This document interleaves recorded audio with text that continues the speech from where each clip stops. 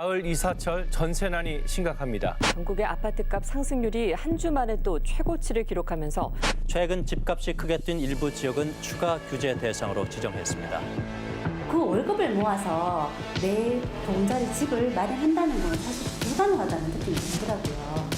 젊은 층 20대, 30대 층들이 보통 보면은 3포, 4포, 7포, 8포, 9포까지 나왔지 않습니까? 그런 시대이기 때문에 이미 그들도 알고 있는 거죠. 주택시장이 가열되고 있습니다. 최근 대구는 전용 면적 84제곱미터를 기준으로 분양가 9억 원이 넘는 아파트도 등장했는데요. 물론 정도의 차이는 있지만 서민들이 구매할 엄두도 못 낼 만큼 아파트 가격이 오른 게 사실입니다. 이런 분위기 속에서 실수요자들이 경매 시장을 주목하고 있는데요. 이번 가치경제에서는 많은 분들이 궁금해하는 아파트 경매에 대해 알아봅니다.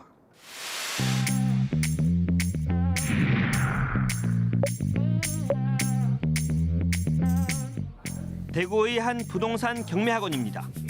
강사의 말 한마디도 놓치지 않기 위해 집중하는 수강생들. 아파트 경매가 관심입니다. 시세보다 저렴하게 그 아파트를 구매할 수 있다는 장점을 제가 확인을 했어요. 주변에 보면은 요즘은 20대 초중반의 젊으신 분들도 저 같은 이런 생각을 많이 갖고 계신 것 같더라고요. 채무가 청산이 되어야지만이 그분이 신용도도 회복이 되고 또 새롭게 시작을 할 수가 있다고 생각을 하고, 그리고 또 법적으로도 문제가 전혀 없기 때문에 예전에 그런 빨간 딱지 이미지하고는 좀 시대적 흐름하고는 안 맞는 것 같아요. 지난달 경매로 나온 대구의 주거시설 10곳 중 7곳이 새 주인을 찾아갔습니다. 전국에서 가장 높은 낙찰률입니다. 집값 문제로 떠들썩한 서울과 경기의 낙찰률이 40% 정도인 것을 보면 그만큼 대구의 경매 시장이 뜨겁다는 것을 알 수 있습니다.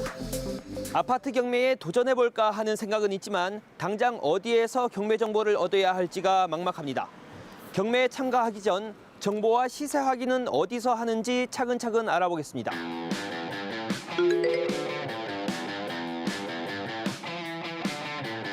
먼저 어떤 아파트가 경매로 나왔는지 확인해야 합니다. 대법원 경매정보 사이트에 접속하면 경매 날짜와 매물 정보를 알 수 있습니다. 매물을 검색한 뒤 감정평가서도 들여다봐야 합니다. 해당 아파트의 성적표인 셈인데 감정평가서를 기준으로 최저 입찰 가격이 정해지기 때문입니다. 그런 다음 아파트의 시세를 확인합니다. 이때 국토교통부 실거래가 공개 시스템을 이용하거나 직접 부동산을 찾으면 됩니다.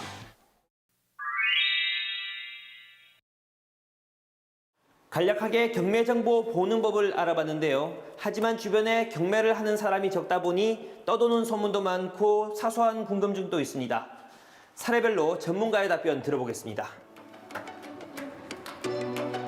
기존에 살고 있는 사람이 안 나가겠다고 버텼을 때 이럴 때 좀 어떻게 해야 됩니까? 소위 말해서 이제 조폭은 아니지만 그런 분들하고 유사한 분들이 계셔서 그분들 같은 경우에는 잔금 납부할 때 이제 인도 면허 신청을 하고요. 그리고 이제 그 판결문으로 강제 집행 직전까지 간 케이스가 있습니다. 제가 엄청 놀랐는데 그분들이 홀더 증후군을 앓고 계셨어요. 그래서 쓰레기가 정말 한 10년이 묵은 쓰레기를 제가 발견을 했고요. 강제 집행하는 당일날 약 5톤의 쓰레기를 제가 그거를 치웠습니다. 한 케이스는 배전반하고 보일러를 그 정유자께서 파손하고 떼가셨던 경우도 있으시고요. 솔직히 말씀드려서 깨끗한 집은 잘 없습니다. 어떻게 보면 법원에서는 세일의 의미라고 보시면 됩니다. 그러면 뭐 예를 들어서 5억인 감정가인 아파트가 있는 경우에 1회 유찰 시 1억 5천이 저감이 되어서 3억 5천부터 최저가가 시작이 됩니다.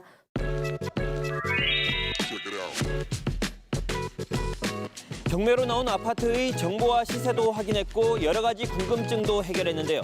그렇다면 실제 경매가 열리는 법원을 찾아 경매가 어떻게 진행되는지 알아보겠습니다. 법원 경매장에 도착하면 먼저 입찰표에 자신이 원하는 입찰가를 써야 합니다. 이후 법원에서 정한 최저 매각 가격의 10%에 해당하는 보증금을 봉투에 넣습니다. 입찰표와 보증금을 입찰 봉투에 넣고 다시 입찰함에 넣으면 절차가 끝납니다. 1시간 정도 기다리면 법원에서 가장 높은 가격을 써낸 참가자가 아파트를 낙찰받았다고 알려줍니다.